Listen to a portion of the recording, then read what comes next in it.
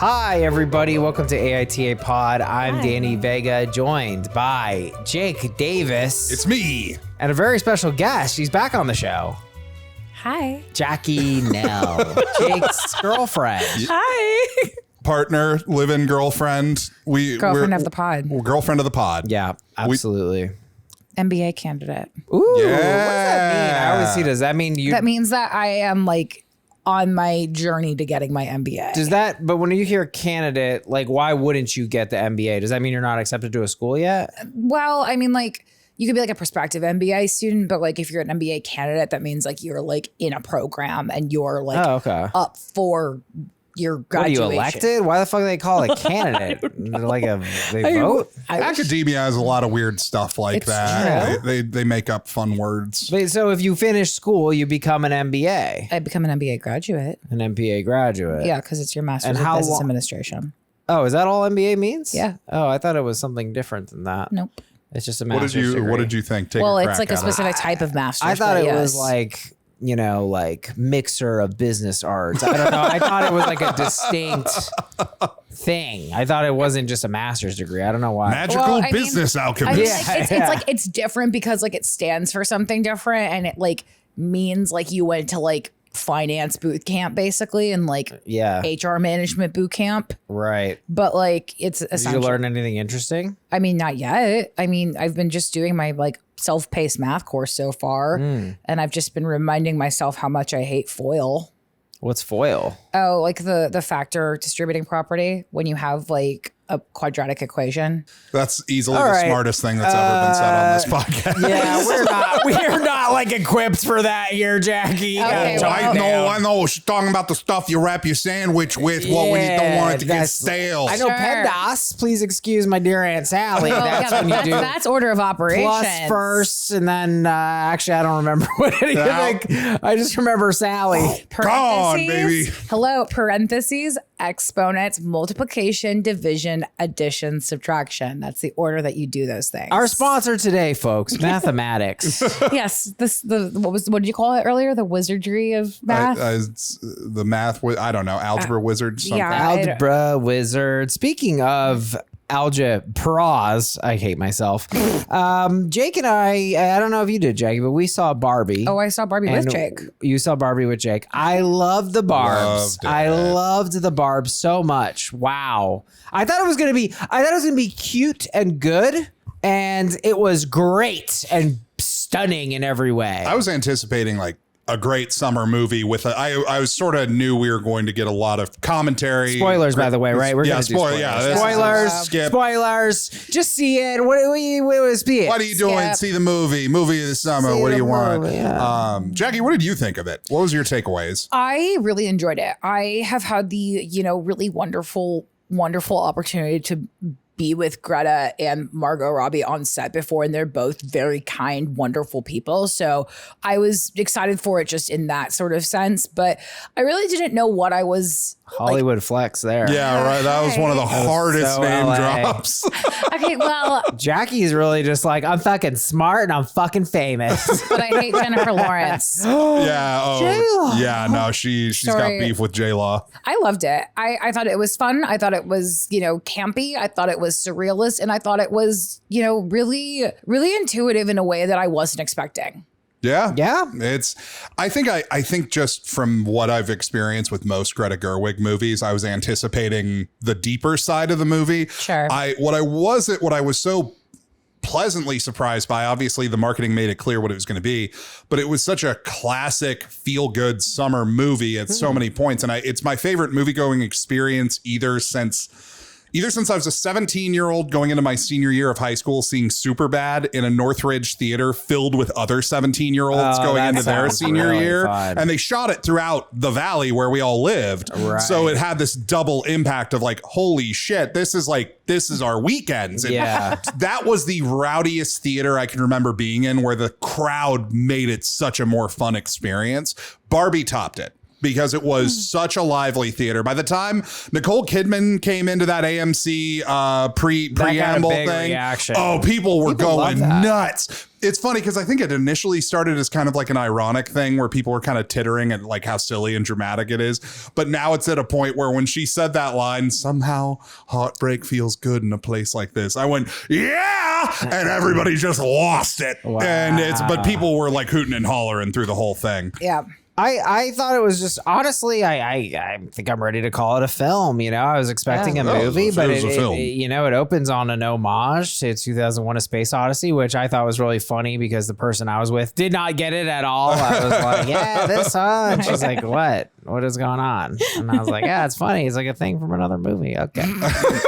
I think that they timed out the comedy really well. When a movie has a point to make, sometimes the comedy can kind of clash with the point it's making, but it was so rhythmic throughout the whole thing. I was blown away by the comedy. I think one of my favorite, and I think this really fits what you're saying, is, you know, the lead, Margot Robbie, is Barbie, is like probably the most beautiful person I've ever seen. Yeah. And besides Shannon, obviously. But, there's a moment where she's doubting her beauty or something like that. And you had seen like this narrator, but like the narrator wasn't like on your mind. Right. And the narrator just pops in and is like, no, it's the filmmakers wanted you to know this isn't a great point to make when Margot Robbie is Bobby or whatever. And I was like, so well done. I thought that there was a lot to chew on for men that wasn't just this, and I'm quoting the really stupid takes I've heard, this men hating woke propaganda fest that everybody. I didn't get any man hate from it. Yeah, no, I think you'd have to really misunderstand the movie purposely. Or what I think is happening with a lot of these guys is they see a man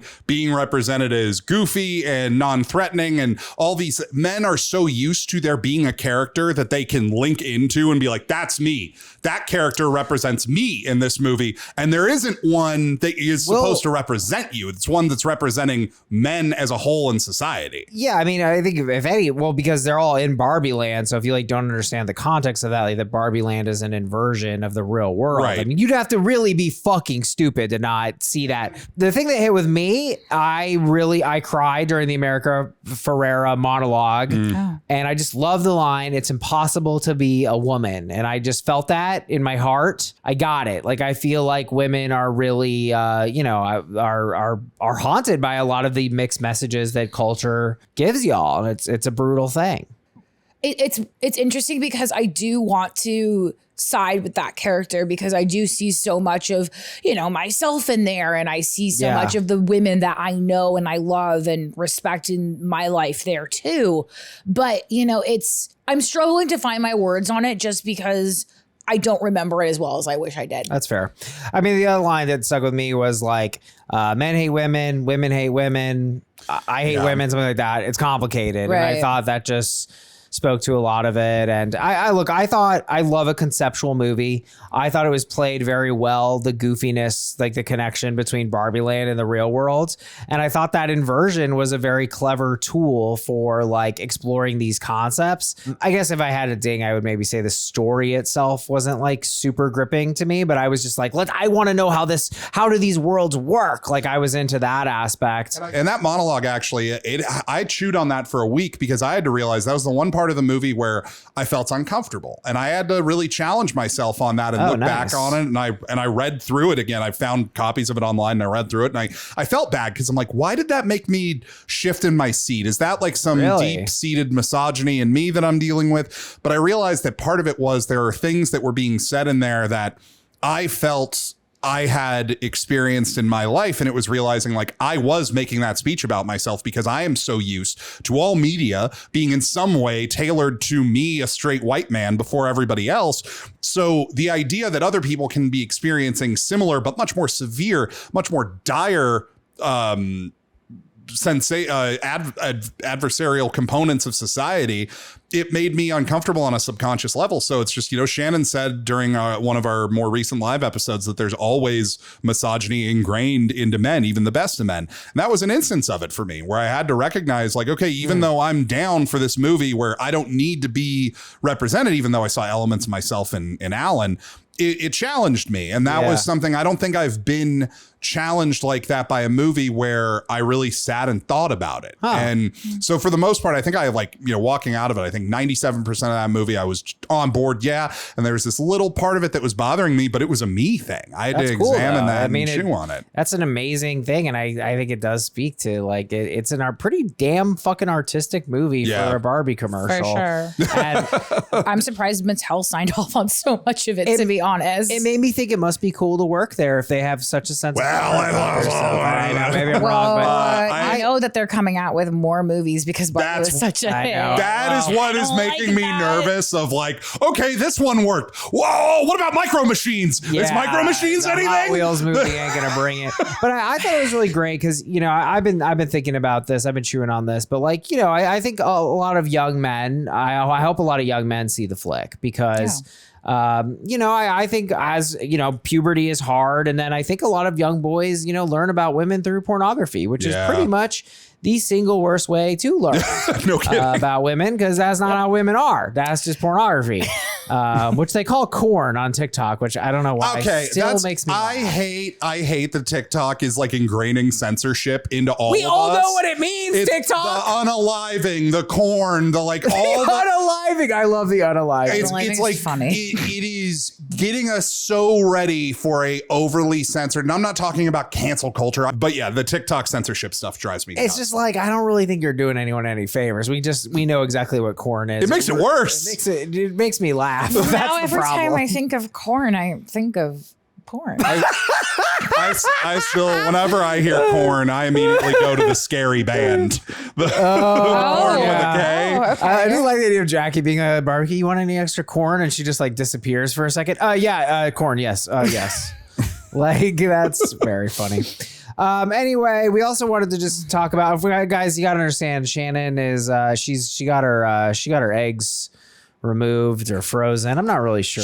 I think she got them frozen so that she could, she's gonna cringe so hard when she hears you saying that she's an egg now. Shannon is an egg. Shannon's an egg. There's multiple times through Barbie when Margot's wearing an outfit or whatever, I was like, Shannon would have worn that better.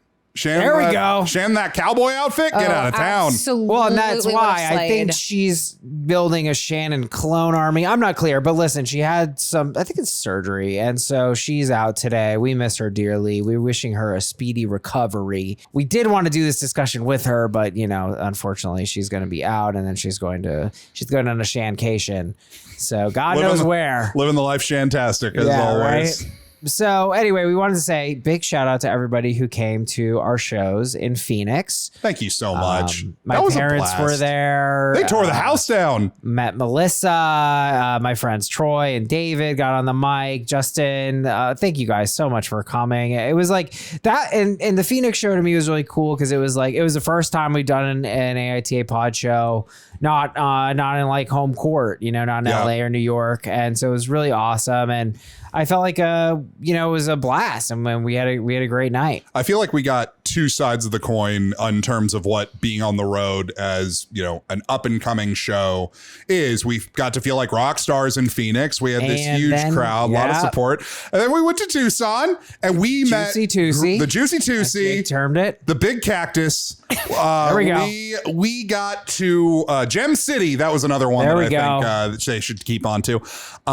We had a great group of people who came to watch us, and it felt like it was more intimate, and it was more about the discussion and the meat of what the show is about. Yeah, I think thank you for not throwing me under the bus, but yeah, I was freaking the fuck out, guys. I didn't know how many tickets we had sold. Like I'm not good at producing shows. Really, that's not like I'm not good at producing live events, I should say. It's not something I'm very experienced in. Now I'm like getting defensive as I explain this, but anyway, I didn't know how many tickets we sold. I'm like freaking out. And I got to give big props to Jake and Shannon because I was like, guys, I'm really worried. I don't know how many people are going to be there. And they were like, yeah, it's fine. It doesn't matter. Worst case scenario, nobody shows up and we can just record an episode on a stage. Yeah. That's the worst thing that could happen. They really hit me with that attitude, and it was so calming. And then Shannon took initiative and like called and found out we had sold 10 tickets. And I was like, that's fine. Oh, and I was also freaking out because I thought the seating capacity was 300, which that's not a great ratio. you don't want 1/30th of the room occupied. But then we showed up and it was like 300 for standing room for like a rock show. Yeah, and like I think that 300 standing room, that place would have been tight, stanky. Yeah, hot and stinky. But yeah, it was a very intimate show. Shout out to our listener Emily. Shout out to the AITA group chat gals. Yeah, that was wild. My friend Lauren, who came and helped me produce the show as well. How about that one couple that was already pretty sloshed and just kind of wandered in? Oh, were they sloshed? They were. Oh yeah, brother. They were sheets to the wind already. They didn't seem to enjoy the show. Nah, they didn't know what they were getting into. Yeah, it's just like why are they the two? They've got two long ones and then this average size man. And I think too, when we opened up that show, we're so used to the live shows having such crazy up top energy of everybody being down, and we all I especially had to gear it back a little bit when we came out with that, like, yeah, who's ready to go? And there's just like a polite smattering of applause. Nah, I was pretty aggressive too, making a lot of like yelling jokes and stuff. And I was like, all right, this is making everyone uncomfortable. But I'm not gonna lie, guys, for about 15 minutes there, we weren't maybe in our best element. We were a little uncomfortable. It was our first live show in front of like a light crowd. But after everyone got comfortable and it was a great show and we were so grateful everyone came out. And for me, guys, it was a huge moment because I just felt like I do a lot of these road shows alone. So I've kind of had this moment privately with myself. Like, I'm a real comedian out here doing the road. And it was really cool to share that with you guys because the Phoenix show felt easy. It felt like family and friends, even though there were wonderful listeners there and a couple strangers. But like, this is like real fucking comedy shit. And it was now, really to be great. fair, a lot of people are saying, very smart people are saying that an AITA live show is like the Olive Garden because when you're there, you're family.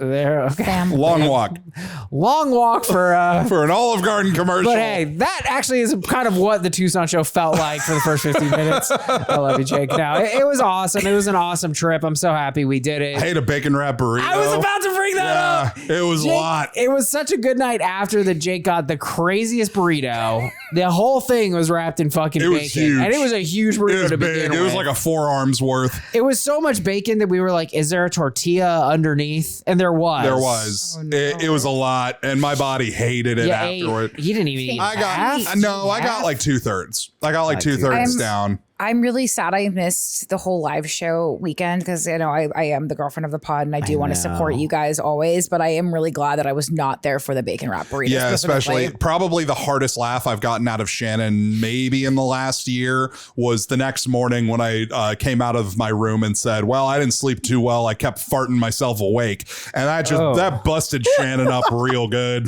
I didn't sleep too well because I was on the worst freaking pull-out bed ever. I mean, this thing was like a ramp, really. It was like a pull-out ramp. I do kind of wish that we had recorded your war with that Airbnb listing. I feel like you were taking your anxiety about the live show and focusing it on that Airbnb listing. Wait, did you guys stay at the same Airbnb both nights? No, because we were in Phoenix one night and Tucson the next. Okay. Yeah.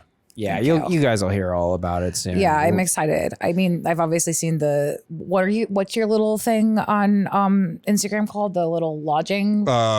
Oh God, what's my own bit called? Yeah. I'm so lodging looks. Thank lodging you. looks. Yeah. Yes. Yeah. Always ready for the next one. Jake too. reviewed our very strange Airbnb, but we cover it really well. You'll hear it in the live show. It's really funny. Anyway, guys, thank you so much for listening. We really appreciate it. Please rate, review, and subscribe. Join us on Patreon, patreon.com/AITA pod. We'd love to see you there. We got a Discord. People are always debating the situations. I think we're coming up on 180 bonus episodes. Wow. That's a lot of bones. That's a lot of bones, you guys. And we got a great little ep for you today. I'm very excited about this. This is going to be a fun one. We got some listener submissions. I mean, it's going to be a doozy. Our second story of the day, AITA for reacting poorly to a girls' night. But first, people, Sarah sent me this. The people are hype. AITA for not wanting my polycule parents at my wedding. My parents are in a polycule relationship with a man. I've always been mildly uncomfortable with it due to a variety of features. For starters, the man is as young as I am, and he basically now lives in my former room growing up. I'm already uncomfortable. Yeah. Half OP. I was so ready to go into this with an open mind, and that's just starting you right at the bottom of Icky Mountain. Tough one to stomach. I don't say anything about it as it's their life and they can live it as they like, but I'll be honest here, it just makes me uncomfortable. Nevertheless, I got my own life and I still love them and I just try not to think of it in any capacity. They're happy and that's good for them. With that out of the way, I'm getting married soon and wanted my parents to be there. They were happy for me and it was great. Then my SO and I got to arranging everything for the wedding and we eventually began arranging the seating. I wanted to run my seating plan by my parents as they know some people better, so I emailed to them and asked them to look it over. They looked it over and then they called me and said that I'd missed a seat for Dave.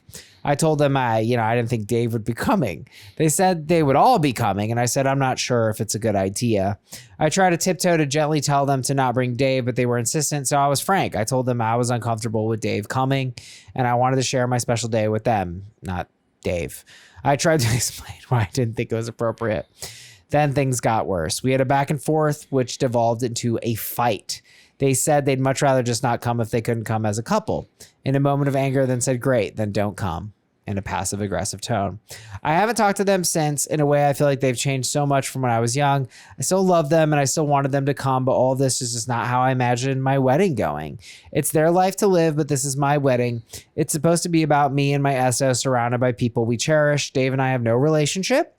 He is a stranger to me, and respectfully, I genuinely am completely fine with that.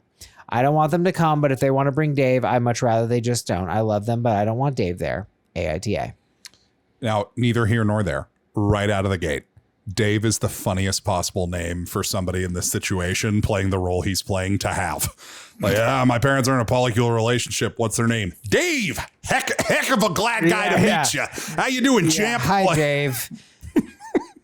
Yeah, I mean, I can see some radical takes here, on the one hand, I want to play it as it lays before we get into this edit because, let's just talk about if your parents divorced. Right. And then they have a new partner. I think it's a pretty reasonable expectation that even if you're not close with the partner, that you would invite them to your wedding. They would be welcome too. Sure. Welcome too. However, it's also, we've discussed weddings dozens of times on this show. And you have a lot of authority about who gets invites and who doesn't for any reason. So it would be weird. It would be weird to say, no, I'm sorry, your boyfriend mom can't come.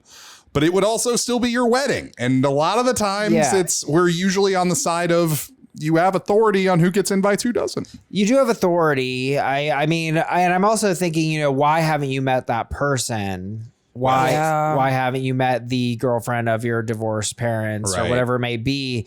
So that would be on the parent, right? It's like, well, no, I'm not going to be meeting someone new at my wedding. I actually think that's a pretty reasonable expectation. It's like, it's on you to sort of foster that relationship. Sounds like as a parent, then you would be irresponsible. And I'm going to that because I don't think that this necessarily needs to be about the fact that this is an unconventional relationship. I don't think we need to even go into that. Yeah. Yeah. It's boundaries, and it's boundaries at your own wedding. The one thing I can't get over though is Dave lives in your old bedroom and is the same age as you.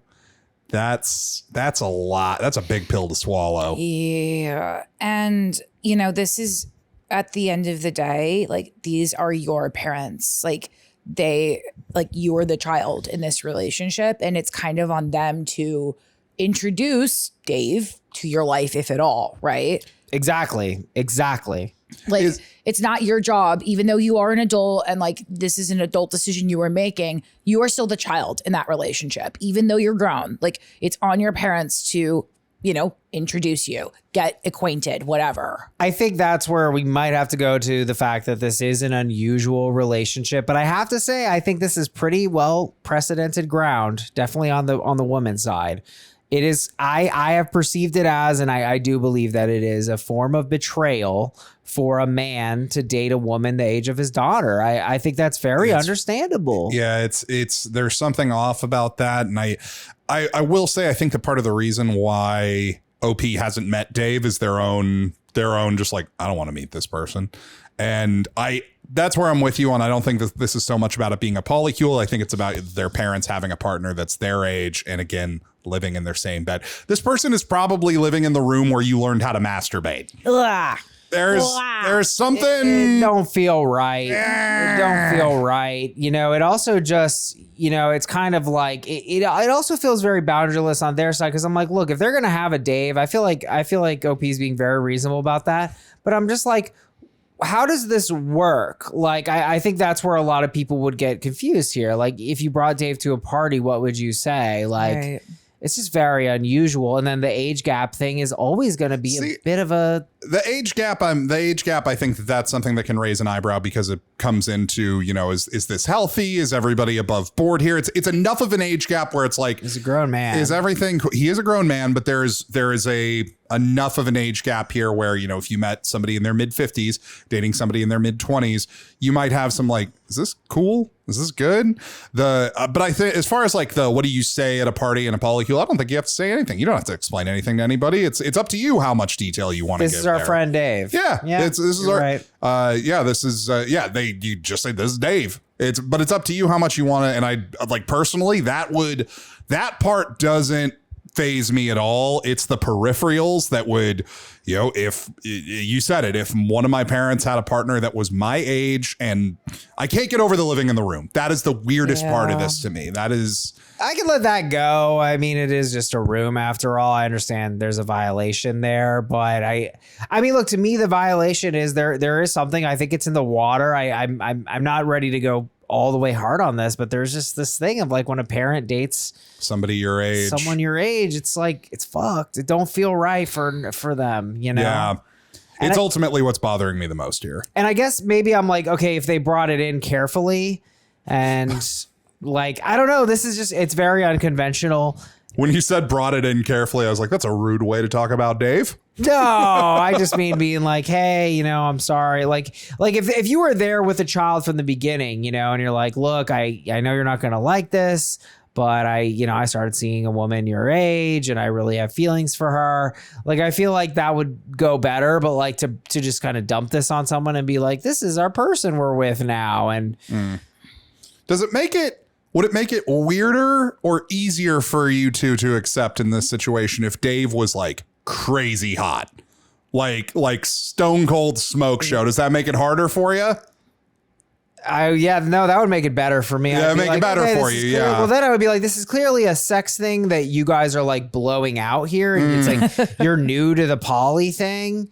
But I'm just like, here's what I actually think. Look, I think it's great. If people want to be in a polycule and fuck all kinds of people, that's great. I think that's fantastic. I just think like mixing the worlds is where you're going to run into trouble. Like, I don't think that the conventional world of like duos, right, needs to like respect your throuple at the same level. Now, everybody needs to respect everyone as a human being, but I'm just saying I don't need to like be like, well, you're a throuple and that's just as valid as a couple in terms of my wedding. No, I don't think that's owed to you.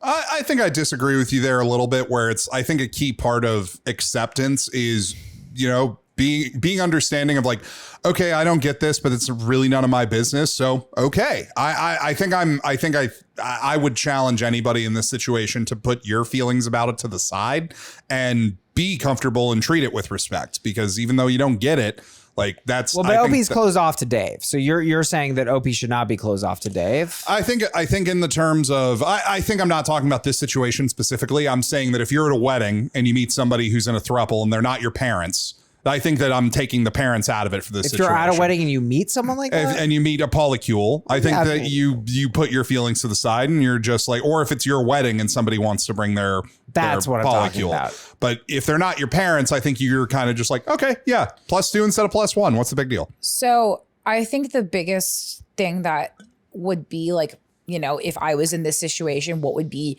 upsetting to me as, you know, someone getting married is, you know, and I would assume as a parent, this would be like one of the, you know, largest days you can have as a parent for your child, right?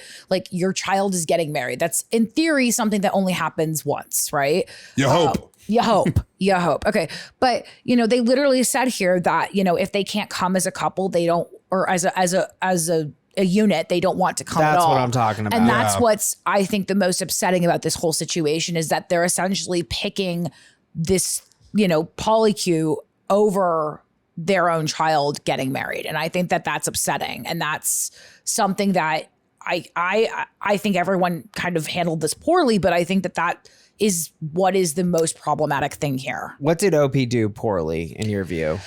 If OP had, some hesitations about this whole situation to begin with, maybe saying something earlier instead of letting your wedding be the first time you bring it up. I think that's on them. Why hasn't OP met Dave? That's on them. That's on them. They're the parents. Yeah, okay, I take it back. I think this is doing exactly what I'm saying. This is trying to act like, let's just say, like your parents divorced and the dad lives in France and he got a new French girlfriend and you have never met her, and then he's gonna go like, she's my girl. Can I bring her to the wedding? Fine. But to try to do the same thing with a throuple, to me, it's like you're trying to shoehorn something in there. And like, that's just not the convention. You're doing something unconventional. And like, I don't think that's owed to you. It's not that here's what it is. Getting a +1 is a privilege and you don't get more privilege just because you're in a throuple. I see what you're saying. Okay. I can vibe with you on that. You kind of gotta meet people on their level. It's their wedding. You got to meet them on their level. So. Okay, I can get with you on that. You don't get a +3 just because you're a polygamist. This is the role of these parents at this wedding is to be parents and to be. Like that is your role at a wedding of your children. It is not to show off your throuple, not to be on the social scene with your whole unit. It is to be there for your children. 100%. And to watch your children there's no get way married. the parents are surviving without an asshole verdict. I mean, they're beyond. Well, the OP was very kind in leaving it out, but they were clearly trawling for a fourth. They got a Dave. They need a Sandy. I don't know anything about these dynamics. It's incomprehensible to me, frankly, to have have you ever had a podcast with 3 people? That's complicated fucking enough. I can't imagine fucking everybody. There's an edit here. It says we're not doing a +1 system. The wedding is only people we love and cherish and their families that we love and cherish. Yep. No, we heard you. It's a 53-person wedding, so it isn't huge. People have also asked me for my gender and age. I'm 26M, fiance 28M. Dave is 27M. My mom is F54. My dad is M55. I feel like this exculpates him even more. It's like, not only was this not a +2 situation, this was like there is no +1 dog. It's people we know and love. I don't know fucking Dave. There's really nothing else to talk about. That's pretty damning, isn't it? Yeah. Pretty damning for Dave. And it's a real bummer because Dave is a hoot at a wedding. I can see that. First guy doing the electric slide every time. Who does the electric slide? Dave does. I don't know what Dave's doing. I mean, it's a pretty weird to be a 27M who Dave is doing this guy's parents in a relationship. Dave with is a year older than OP and an M55. A menopausal woman. Yep. And a 55-year-old man. That's what Dave's up to. Hey, look, more power to him, I suppose, but I don't think he needs to come to the wedding. Yeah. AITA for not wanting my polycule parents at my wedding. I think we agree. This is NTA and the parents are. Yeah. You need to be there for your kid, and no, you don't get to bring your Dave. Weddings are about the people involved and the people getting married. That's it. That's who the wedding is about. Yep. I guess it's okay. We've had this conversation before. It's complicated. Asterisk on that, but that's kind of the main banner of the wedding. All right, guys, this is a fun one that Jake found. I'm excited about this. AITA for reacting poorly to a girls' night. This happened a few months ago, and when she found out I was upset over it, my wife apologized at the time, and I happily moved on with life as she seemed genuinely remorseful. She's recently brought it up again and stated she was only sorry I was upset, but not about anything else, as she sees nothing wrong with what happened, and I'm just overreacting. Okay, a little weird intro. My wife's sister and sister-in-law were planning to go out and have drinks one night, and after asking if I wanted to go and accepting, they decided they just wanted to have girls' night and revoked unceremoniously my invitation. Oof. Okay, not a problem. It was a Sunday night and I don't handle hangovers as well as I used to. So I saw them off and settled in for the night. A few hours later, I get a phone call from wife stating they are leaving the bar and going to the casino with sister-in-law's boyfriend. I asked what happened to the girls' night and was told they wanted to meet him. I told her I felt a bit hard done by since my invitation to the night was revoked under the guise of a girls' night, but ultimately left the conversation there and offered to pick them up later if they needed a lift. I was awoken in the early hours of the morning to my wife coming home and apologizing for what happened. I was taken aback as it seemed to be a rarely seen, sincere apology. I accepted it and went to sleep happy and never brought up the subject again. Just recently, wife was planning another girls' night at a friend's place and stated, quote, knowing my friend, I wouldn't be surprised if guys show up. I asked if that was the norm for her friend, and she replied that she hadn't had a girls' night before and she was just forewarning me so I didn't get upset. After saying she wasn't actually sorry for the previous time, it quickly turned to an argument of, quote, you're getting mad over nothing, and, quote, how would you like it if I exclude you from group events? Although we were both pretty hot-headed, usually there's a patch of gray in arguments. This time, however, I can't see it as anything but being disrespected, and my wife can't see it as anything but me being controlling. AITA. Ooh. Bringing it back up to the top of the situation, revoking the invitation. I don't know how y'all feel about this. I think that this is something that you can do. You can uninvite somebody from something, but in this particular case, I think it's something that has to be done kind of hat in hand and bashfully. Like, oh, I'm sorry. We kind of... The vibe just kind of is a little bit more about us tonight. I'm sorry we invited you. Do you mind not coming? I'm really sorry. Like that, it's still shitty, but I think you can get a pass on it if it happens, once. I think a re-invite is due. Maybe not at time of, but I agree that the bashful delivery definitely helps. But that doesn't sound like what happened here. No. This sounds like a pretty reckless, like, sorry, no, we don't want you to come. Like, it sounds like he got jerked around a little bit. I mean, I guess in that case, it could have just been like, hey, I know I invited you prior. The girls decided that it's a girls' night. I'm sorry. I think that's clean, but this got gnarly. Really rough. And there's nothing wrong, I think, with, like guys' night, girls' night, whoever's night, whatever. Sometimes the night evolves and somebody winds up joining the group unexpectedly. There's nothing wrong with that. I think it's crazy to uninvoked remove an apology for something that somebody didn't give you shit over. Like, he was pretty cool about this whole thing. And then she picked at the scab of an argument that wasn't happening by saying, well, you got so upset about it last time. It's like, no, he didn't. You woke him up in the middle of the night and he let it go.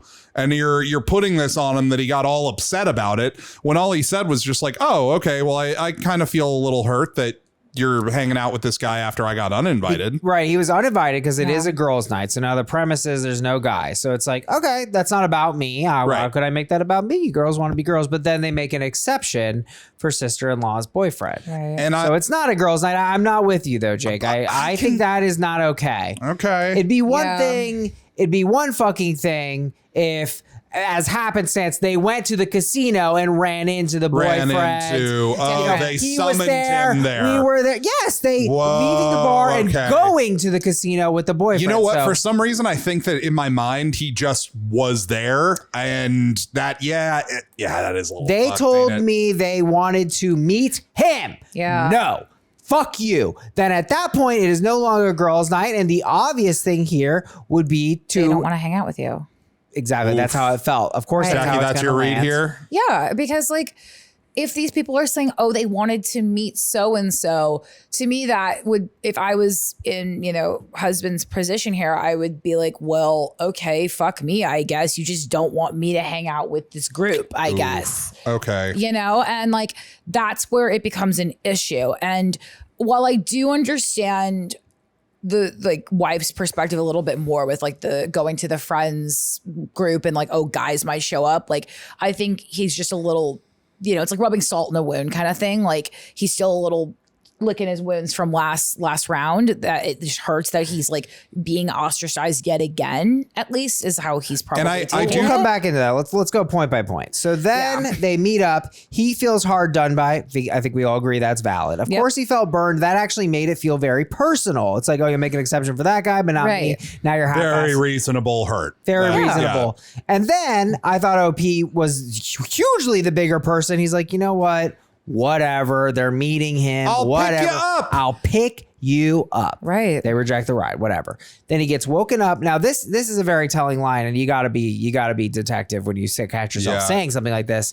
She apologizes, and then he says, "I was taken aback as it seemed to be a rarely seen sincere apology." I mean, that sentence right there tells me so much about this relationship. Massive detail. And it sounds like the way that they go on to talk about the arguments that they have, it sounds like there's a lot of arguments. Yeah.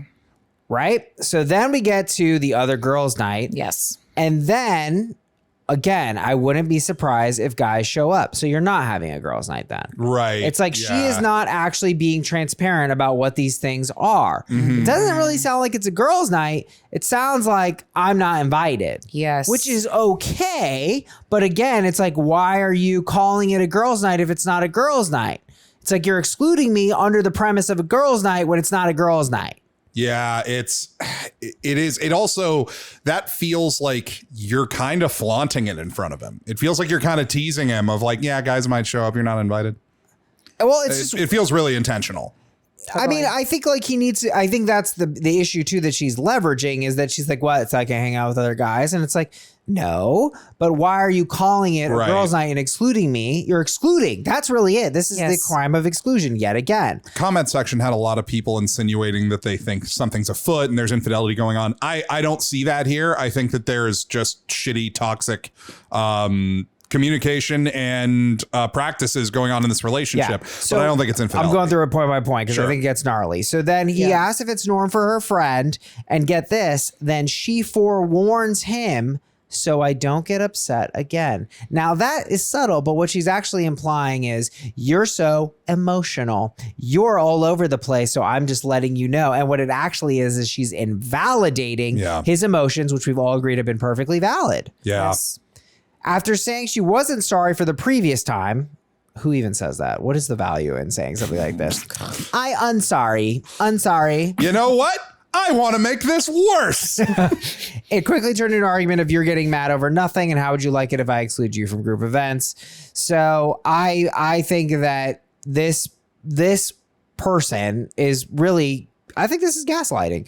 She is saying that he got upset for no reason when there were very valid reasons. Yep. And then this insanity of being like, yeah, it's the girls' night. Guys might show up. Clowns might show up, but it's serious. It's a funeral. It's a wedding. It's a horse show. It's a dog show, baby. It's like everybody's coming except you. The only time that would be appropriate, in my opinion, is if it was like someone's bachelorette and there was like a stripper coming. That's the only time a guy showing up to a girls' night would be appropriate at this point. But that's not what I'm saying. I'm saying why she. This is just how she is branding the fact that she's excluding him. Right. You know, it's like, what are you even saying? Because there's nothing wrong with being like, hey, I need to be separate with my friends. That's okay. Just say that. But it's like there's clearly something amiss. There's knife twisting going on. Yes. Here. Yes. She's trying to make him feel shitty about it and preemptively telling you, by the way, it's not okay for you to feel shitty about this. Exactly. Twist. Like, I'm telling you so you know I can do this fucked up thing in front of you. Yeah. Like, thanks. Why Quadrin writes NTA, but I don't think it's the not being invited you're bothered about. It's being told it's girls only. Finding guys are there anyway, and then you've been purposefully excluded, which leaves the question why. I think something happened that night that she hasn't told you about, hence the real apology then out of the blue, but the defensiveness now. Sure, but I think it's enough to communicate. Yeah, I don't think there's necessarily infidelity happening here, I was alluding to before, but there is, like, that's the real crux of the matter. It does matter if it is or it isn't. The whole thing is fucked from the top down. Exactly. It's just like very confusing communication. Various ad, YTA, your wife probably wanted to be a girls' night but had no control over if her friend invited their boyfriend later in the evening. So then don't call it a fucking girls' night. Like, what is going on? If you wanted to have gone when she called you and told you, you could have asked then to be included. Now, this guy's a fuck that person. They got intentionally not invited. You were told don't come. You can't say, well, if he's coming, can I come? Like, that's terrible. Nobody wants to beg to be invited to something. And then you're still offering to pick them up. Like what the fuck? No. I mean, the one, and I don't even want to throw it as a ding necessarily, but it is like this is how this relationship works. And you see it actually here. I was taken aback as it seemed to be a rarely seen sincere apology. I accepted it and went to sleep happy and never brought up the subject again. I'm sorry, but the drunken apology, that wasn't enough. No. This event needed to be digested and processed. But he probably doesn't want to process it with her because she rarely fucking apologizes. Yeah. So she's not going to take ownership or understanding and be like, oh my God, I totally understand how that hurt your feelings. I understand why this was confusing for you. Nonetheless, this is a nightmare relationship. Yeah. Get out. A rare breakup with her. Run. AITA for reacting It's divorce. Yeah. Oh God. Yeah. Divorced with her. AITA for reacting poorly to a girls' night. I think we're unanimous on this. Yeah. NTA and she is. She is. Mm-hmm. All right, guys. We're gonna wrap up here on a listener submission. Please submit on our subreddit, reddit.com/r/AITA pod. This one has too many good details not to cover. So thanks for posting, OP. Please rate, review, subscribe to us on Patreon, patreon.com/AITA pod. All right, guys, here we go. AITA for telling a friend I don't want to be friends with him anymore because he is fat. I'm a male, 21 now, but when I was around 10, I had this bad friend. We'll call him Luigi. Luigi was a neighbor of mine that was around my age. He was honestly just really annoying. He'd make strange jokes, and he had this weird thing where he'd ask to borrow, aka keep my toys. And when you said no, he'd just keep asking for the rest of the day. We didn't even give him some, but he'd keep asking for more. This didn't seem like a big deal now, but when you're 10, it's a very big deal. My brother, my other friend, and we didn't like Luigi whatsoever, but he pushed us way into our already established group. See, we all lived on a ranch, so when we played outside, there was nothing we could do about Luigi coming up to us. Oh man, that sucks. You see him coming from like a mile away. I'm like, shit, here comes Luigi. Oh Lord, he coming. Even when we'd be at our house, he'd come knocking on our door. We'd oftentimes tell him we didn't want to play, but he wasn't taking that hint and would keep coming back. It got to the point that my brother and I hung out less with the neighbor we did like, so we wouldn't see Luigi. Oh my God. Eventually, we all decided that we wanted to tell him that we don't want to be friends with him anymore. But instead of telling Luigi, we just genuinely didn't like him. We thought it was a better idea to make it seem like we were the bad guys and tell him we didn't want to be friends with him because he's too fat. And that would make it seem like it was less his fault, more that it was just us being judgmental, which would hopefully feel less bad than if we told him we didn't like him in general. AITA. Mamma mia. I do. It's an incredibly shallow solution, but it's also impressive at the intricacies that you have to the human psyche at 10 years old of like, this way, we're not, this way, he's not the problem. It's us. We're jerks. It'll be easier to swallow. It's like when somebody starts being a shitty partner in a relationship so that you dump them and they don't have to break up with you. It's pretty sophisticated. It's like, it's not you, it's me, but in a more advanced way. It's just the 10-year-old mentality too of like, I don't know, should we tell him he's fat? Yeah. It's like that, maybe that'll work. He's rail thin. What? Oh, yeah. Oh God. If the it was gaslighting. implausible. Oh Jesus Gave him Christ. an eating disorder. What? Okay. Is it what? I mean, for a 10-year-old, this was pretty advanced, like theory of mind and like thinking about how Luigi was going to process this event. I just was really wrong. Was Luigi Ben Shapiro? Because this could explain how you wind up with a Ben Shapiro. Let me borrow it. People are saying I can't borrow their toys. Why? Why can't I borrow their toys? Oh my God. Barrow, he said. Barrow. And you know that like they were just so against him that like every little thing he did would annoy them. They would just be like, he always comes over here. Yeah. And he always steals your toys. Yeah. And I don't like how he says barrow. Like, that's not really hurting anybody. Nah, we hate it. He eats soup too loud, like stuff like that. When And he walks wrong, and his jokes are strange. Like, what? It's okay if you just don't like this guy, but the toy thing is weird. It would be funny, not funny. It would be awful. But if they, if they fucked with his head enough that he worked out a lot, lost a bunch of weight, comes back. Hey, it's me, Luigi. I would like to borrow your train set. It's like, cool, I'm past that obstacle. I would like to be an annoying person again now. Right. It didn't fix his personality at all. He just got cut. I got to give these 10-year-olds credit. I feel like they were trying their best, but yeah. In that evil 10-year-old way where it was like, well, you were super mean, but it's interesting how you went about it. This makes us bad, which makes us good. Like, what? I mean, if I were to look at this from an adult perspective, I would say this is like a good way to ultimately be not nice, but be kind and be like, look, Luigi, you do a lot of things that we don't like. You know, you don't need to say you don't like him. I think that's brutal, but just like you keep our toys.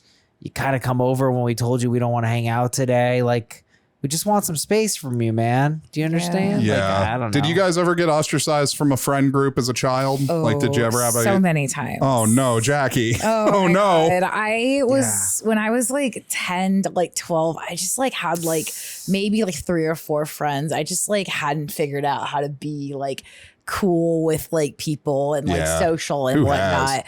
But like I remember this one girl, I wanted to be her friend so badly. And like she was like willing to hang out with me in certain scenarios. But then one day she was just like, yeah, I just don't really like you.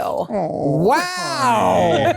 She just said the damn thing. Well, that's brutal. I got ostracized from a group, but it was probably the first time I had, like, I said the exact right clap back. It was this group of kids that like, we were starting to get old enough to where this was not okay anymore in terms of the social scene. It was like the group on the playground that was like still playing make-believe games at recess of like, you know, playing like Final Fantasy 7, like we're in the video game or whatever. Okay. And they decided that they didn't like me anymore. I'm a loser or whatever. Oh, so when they did the whole, like, we voted and you can't hang out with us anymore, I just kind of was like, yeah, that's probably for the best. Everybody thinks you're the fucking weirdos calling each other Sephiroth and shit. I'm going to go play basketball. I just bounced out, and it was this immediate realization on all their faces of like, fuck, we're the weird kids.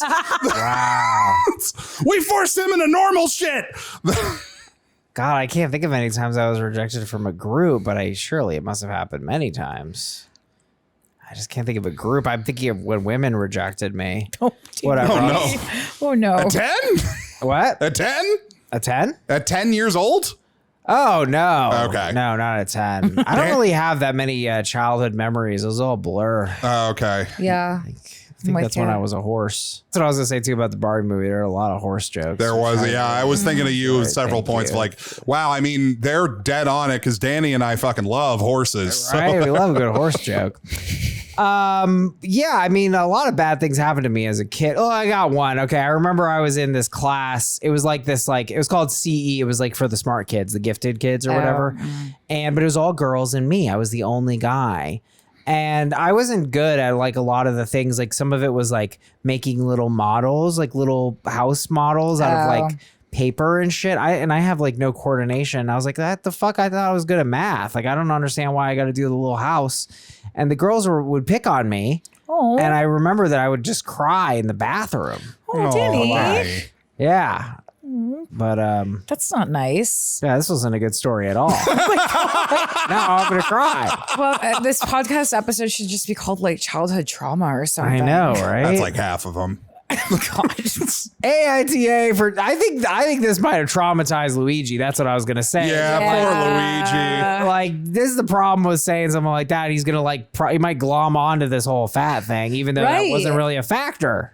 That's what I was kind of like thinking, like just listening to this is just like, you know, when you're a kid and like if you are someone who is self-conscious about your appearance and you hear that for the first time and that's like a reason why someone doesn't want to be your friend, that sticks with you and that hurts. And you're that's remembering like, that forever. Exactly. And like, even if the person wasn't nice, you could, I think it's probably the better thing to just say, I don't want to be your friend. Yeah. Oh, I like that. I don't want to be your friend is more nice than I don't you know, like I just, you know, we don't really bro. want to be your friend. And like, you can give reasons or you don't have to give reasons.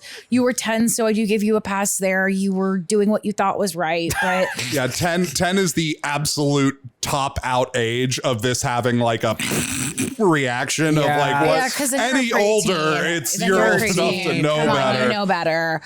I love the idea of these 10-year-olds justifying to their mom of like, mom, no, you don't get it. He keeps borrowing. He says, oh, you wouldn't believe the way this guy says borrow, but he keeps borrowing our toys and not giving them back. So we body shamed him into running away from us.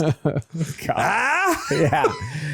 AITA for telling a friend I don't want to be friends with him anymore because he is fat. I think we agree that 10 is a pass here, but nonetheless, playing it as it lays, I think it is a YTA. It's a YTA. Yeah. Poor Luigi. Poor Luigi. He's got his older brother, always the center of attention. And Yoshi Do the died. voice. No, not Yoshi. Do the voice. Whoa, that was pretty good, Do the Yoshi. voices. Do the voices. No, I don't Jake's is so want good. No, he's out.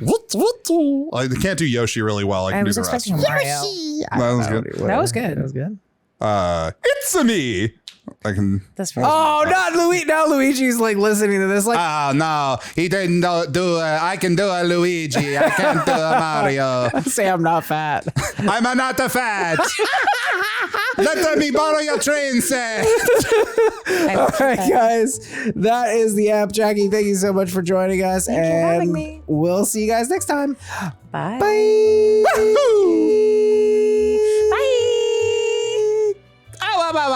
Bye. There we go.